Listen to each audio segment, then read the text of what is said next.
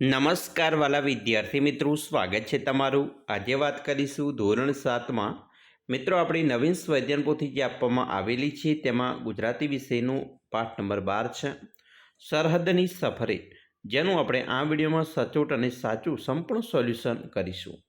વિદ્યાર્થી મિત્રો, વિડીયોની શરૂઆત કરીએ તેના પહેલાં ખાસ ચેનલમાં નવા હોય તો ચેનલને પણ અવશ્ય સબસ્ક્રાઈબ કરી વિડીયોને લાઇક અને શેર કરવાનું ન ભૂલતા। પાઠ મિત્રો 12 છે સરહદની સફરે, જેમાં પ્રશ્ન 1 તમારા વિસ્તારમાં બોલતા શબ્દો અને તેના માન્ય અર્થ મેળવીને લખો। જેમ કે અહીંયા આપેલું છે હેંડો એટલે ચાલો, એવી રીતે પોણી તો પાણી થાય, લગન તો લગ્ન, ચ તો ક્યાં, જણ તો માણસ, સાચું તો સાચું। મિત્રો પ્રશ્ન 2 છે આપેલા શબ્દ અને તેના માન્ય અર્થના આધારે વાક્ય બનાવવાના છે। જેમ કે વાક્ય છે ઈ વાત સાચી હેંડો તારે। બીજું, મારે ખેતરે આજે તો પોણી વળે છે। હમણાં તો લગન સિઝન ચાલે છે। એ બાજુ ચ જ્યાં હતા, 4 જણ આ બાજુ ગયા હતા। તમારી વાત હાવ સાચી છે। તો આવી રીતે તમે પણ મિત્રો તમારી ભાષાની અંદર વપરાતા શબ્દો લખી શકો છો અને વાક્ય લખી શકો છો। પ્રશ્ન 3 છે કોણ બોલે છે તે પાઠના આધારે લખો। મિત્રો પહેલું વાક્ય છે અલ્યા ભાઈ આ પંજીકરણ એટલે શું? એ જ તો પંચાયત છે, તો આ શરવણજી બોલે છે। બીજું, સુરતથી આવી છું, મારી સાથે બીજા 5 જણ છે, તો આ ચંદ્રિકાબેન બોલે છે। 3 આપણે ગુજરાતીમાં વાંટો કરતા કરતા બધે ફરીએ, આ ડૉક્ટર નીરવ બોલે છે। 4 પણ ગુજરાતના ગરબા તો રજૂ ન થયા, ભાઈલાલભાઈ બોલે છે। 5 અસાંજો કચ્છ પાટણથી નજીક હો, રાધનપુરથી આડેસર કતે દૂર હે, હસમુખભાઈ કહે છે। અને 6 હા બરાબર, જાત્રામાં આગળ બીજું શું જોવાનું આવશે, ધરતીબહેન કહે છે। મિત્રો આગળ પ્રશ્ન 4 ઉપર જઈશું। નીચેના વાક્યોની યોગ્ય ઘટનાક્રમમાં ગોઠવણી ફરીથી લખો। તો મિત્રો અહીંયા પહેલું વાક્ય છે, પાંચમું છે પહેલું બનશે પૂર્વાતર રાજ્યમાં શરણજી પહોંચ્યા। બીજું, પંજીકરણ એટલે શું? ત્રીજું, આ યાત્રાનું નામ છે તવાંગ યાત્રા। 4 તવાંગ શહેરમાં હોવાના કારણે તવાંગ તીર્થયાત્રા કહે છે। 5 તવાંગ યાત્રાનો હેતુ લોકોમાં વિશિષ્ટ આત્મીયતા પૂરી પાડી ભારત સાથે જોડવાનો છે। 6 વતનથી દૂર દૂર મળેલા આ લોકો માત્ર 2 કલાકમાં જૂની ઓળખાણ હોય તેમ બની ગયા। પ્રશ્ન 5 બોલીના શબ્દો અને તેના વિસ્તાર સાથે જોડીને ફરીથી લખો। જેમ કે સુરત તો મસ્ટર આઈડિયા છે, આપણે ગુજરાતીમાં વાટો કરતાં કરતાં બધે ફરીએ। કચ્છ ઈનથે રોંધો પ ખાધે મેઠા ન પાયો, ઇનજી ગાલ કર્યો। ભાવનગર એમ ભૂખ્યા નિમાણા થાવમાં। હવે પ્રશ્ન 6 ઉપર જઈશું। યોગ્ય વિકલ્પ પસંદ કરો, જેમાં 1 સાધુના આશ્રમને શું કહેવામાં આવે છે? તેને મિત્રો મઠ કહેવાય, બ ઓપ્શન સાચું છે। બીજું, વીરના શૌર્ય અને પરાક્રમની વાર્તાને શું કહેવામાં આવે છે? તો જવાબ આવશે ક વીરગાથા। 3 તપસ્વી દ્વારા તપસ્યા કરવાનું સ્થાનને શું કહેવામાં આવે છે? તો એને તપસ્યા સ્થળ કહેવાય છે, બ ઓપ્શન સાચો છે। પ્રશ્ન મિત્રો 7 છે નીચેના વાક્યોમાં લીટી કરેલા પદના સ્થાને કૌંસમાંથી તેના જેવા જ અર્થવાળો શબ્દ પ્રયોગ વાક્ય ફરીથી લખો। જેમ મિત્રો પહેલું વાક્ય છે जिसका पंजीकरण नहीं हुआ है એ લોગ મુझे મિલે, તો અહીંયા આપણે રજિસ્ટ્રેશનનો ઉપયોગ કરીને વાક્ય લખીએ।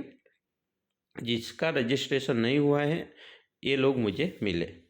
बीजू, जिसकी नोंधणी नहीं हुई है ये लोग मुझे मिले। एना पछी मित्रों बीजું वाक्य है गुजरात में 25 जण एकठा थई गया। अहीं व्यक्तिओ अने माणसोनो शब्दों उपयोग करीने फरीथी वाक्य बनावीए। गुजरातना 25 व्यक्तिओ एकठा थई गया, गुजरातना 25 माणसों एकठा थई गया। त्रीजું, गुवाहाटी घणुं ज पुरातन शहर है अने जोवालायक है, तो अहीं आपणे जूनू अने प्राचीन शब्दों उपयोग करी वाक्य फरी लखीए। गुवाहाटी घणुं जूनू शहर है अने जोवालायक है, गुवाहाटी घणुं ज प्राचीन शहर है अने जोवालायक है।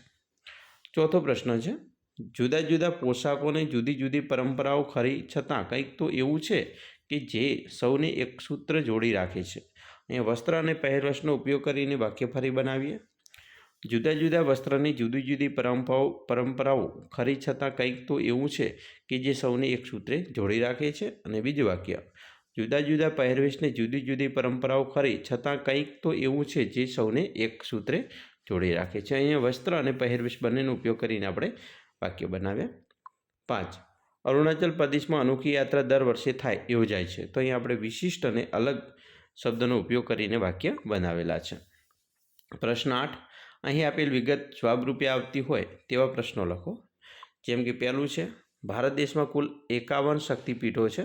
તો અહીં આપણે જવાબ લખીશું, ભારત દેશમાં કુલ કેટલા શક્તિપીઠો છે. બીજું, પાટણના દેવડા પ્રખ્યાત છે. તો પાટણનું શું પ્રખ્યાત છે, અથવા દેવડા ક્યાંના પ્રખ્યાત છે. 3. સૈનિકોની વીરગાથા દર્શાવતું સ્મારક તવાંગ શહેરમાં છે. તો આપણે પ્રશ્ન કરીએ કે સૈનિકોની વીરગાથા દર્શાવતું સ્મારક કયા શહેરમાં છે. 4. ગુજરાતના ગરબા પ્રખ્યાત છે. તો ગુજરાતનું શું પ્રખ્યાત છે. બરાબર. પ્રશ્ન મિત્રો 9 જોઈશું, તમારા વિસ્તારની પ્રસિદ્ધ વાનગીના નામ લખો અને સાથે અન્ય વિસ્તારની પ્રસિદ્ધ વાનગીના નામ પણ લખો. જેમ કે તમારા વિસ્તારની વાનગીઓમાં લીલી હળદર મિત્રો આપણા વિસ્તારની લખવાની છે, જે તમારી વિસ્તારની હોય તે. બરાબર. માધવી પેંડા, સુખડી. પછી તમારા વિસ્તાર સિવાયની અન્ય વિસ્તારની પ્રસિદ્ધ વાનગીઓ જેમ કે ખમણ, કચ્છી દાબેલી, સુરતની ઘારી, બરાબર, ઘૂઘરા વગેરે. પ્રશ્ન 10 ઉપર જઈશું. પ્રશ્નોના ઉત્તર લખવાના છે, જેમાં 1. તવાંગ યાત્રા વિશે ટૂંકમાં લખો. તો મિત્રો આપણે લખી શકીએ કે તવાંગ યાત્રા એ રાષ્ટ્રીય યાત્રા છે. અહીં ભારતીય સાંસ્કૃતિક પરંપરા અને વારસાને પ્રદર્શિત કરતો કાર્યક્રમ પણ થાય છે. યાત્રાના આયોજકો વરિષ્ઠ યજમાનો દેશભરમાંથી આવેલા યાત્રાળુઓની આવકારે છે. અસમના રાજ્યપાલ જેવા મહાનુભાવો પણ સ્વાગત કાર્યક્રમમાં પધારે છે. અહીં એક અદ્ભુત મેળાવડું જામે છે. આ યાત્રામાં જુદી જુદી ભાષાઓ, જુદા જુદા પોશાકો અને જુદી જુદી પરંપરાઓ સાથેના લોકો હોવા છતાં કંઈક તો એવું હોય છે કે જે સૌ દેશવાસીઓને એક સૂત્રે જોડી રાખે છે. આ યાત્રામાં આપણને એકતાના દર્શન થાય છે.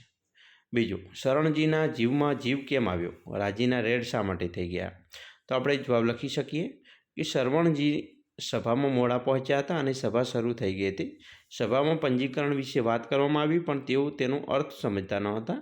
જ્યારે તેમને સુરતથી આવેલા ચંદ્રિકાબહેન મળે છે ત્યારે તેમને પંજીકરણ અંગેની ચિંતા જતી રહે છે. આથી તેમના જીવમાં જીવ આવ્યો અને રાજીના રેડ થઈ ગયા છે. ત્રીજો પ્રશ્ન છે, સરહદની સફરેમાં ગુજરાતના કયા કયા વિસ્તારનો ઉલ્લેખ કરવામાં આવ્યો છે તેની યાદી આપણે તૈયાર કરવાની છે. તો સરહદની સફરમાં ગુજરાતના મિત્રો પાટણ, ભાવનગર, સુરત, સુરેન્દ્રનગર, જૂનાગઢ, કચ્છ, વડોદરા, ખંભાત, અમદાવાદ વગેરે વિસ્તારોમાંનો ઉલ્લેખ કરવામાં આવ્યો છે. ચોથો પ્રશ્ન, સરહદની સફરમાં ગુજરાતમાંથી કોણ કોણ તવાંગ યાત્રામાં જોડાયા હતા. તો પાટણ જિલ્લાના સરવણભાઈ, સુરતથી ચંદ્રિકાબેન, બાબુભાઈ, હરેશભાઈ, ડૉક્ટર નીરવ વગેરે, ભાવનગરથી જયદીપ અને ધરતીબેન, મોરબીથી જયંતિભાઈ, સુરેન્દ્રનગરથી ભાઈલાલભાઈ, જૂનાગઢથી ભરતભાઈ, કચ્છથી હસમુખભાઈ, અમદાવાદના કલ્પેશભાઈ, વડોદરાની મયુરીબેન અને અમિતાબેન તવાંગ યાત્રામાં જોડાયા હતા. પ્રશ્ન 5, શું તમે કોઈ યાત્રામાં ગયા છો, કોની સાથે. તો કે હા, હું મારા મમ્મી અને પપ્પા સાથે ગોકુળ, મથુરા, હરિદ્વાર, વૃંદાવન વગેરે જેવા સ્થળોની યાત્રામાં ગયા હતા. અમને ખૂબ જ મજા આવી હતી. આના સિવાય તમે ક્યાંય બીજે ગયા હોય તો પણ લખી શકો છો. છઠ્ઠો પ્રશ્ન, તમારા માટે તવાંગ યાત્રા શા માટે મહત્ત્વની છે.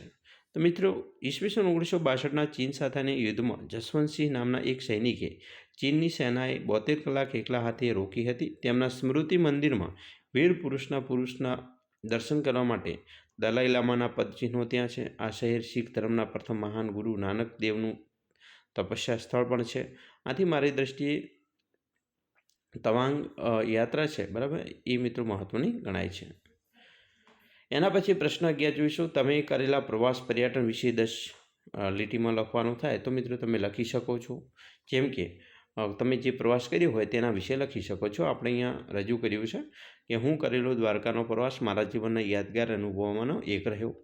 બરાબર. દ્વારકા પહોંચતા સમુદ્રની ઠંડી હવા અને મંદિરના કંઠનાદે મને શાંતિ આપી. સૌથી પહેલાં હું દ્વારકાધીશ મંદિર ગયો. મંદિરની ભવ્યતા, હજારો વર્ષની આસ્થા અને જય દ્વારકાધીશના નાદ વચ્ચે ઊભો રહીને મને અપરંપરા શ્રદ્ધાનો અનુભવ થયો. ભગવાન કૃષ્ણના ચરણોમાં માથું નમાવીને જાણે જીવની થાક ઉતરી ગઈ. તો સરસ મજાનો મિત્રો, આવી રીતે તમે પણ તમારે કોઈ પ્રવાસ કર્યો હોય તો એના વિશે લખી શકો છો. આ પણ તમે લખી શકો છો. જો દ્વારકાના પ્રવાસે ગયા હોય તો આ પણ તમે મિત્રો લખી શકો છો. બરાબર. સરસ મજાનું સુંદર લખાણ આપણે અહીંયા લખ્યું છે. મિત્રો, આવા જ અલગ અલગ પ્રકારના ધોરણ 7ના જે પ્રશ્નો છે જે સ્વાધ્યાયન પોથી હોય, સ્વાધ્યાય હોય કે પછી પેપર સોલ્યુશન હોય, તમામ વિડીયો જોવા હોય તો મિત્રો અત્યારે જ આપણી ચેનલને સબસ્ક્રાઈબ કરી વિડીયોને લાઇક અને શેર કરવાનું પણ ન ભૂલતા, જેથી કરી તમારા મિત્રોને પણ ઉપયોગમાં આવી શકે.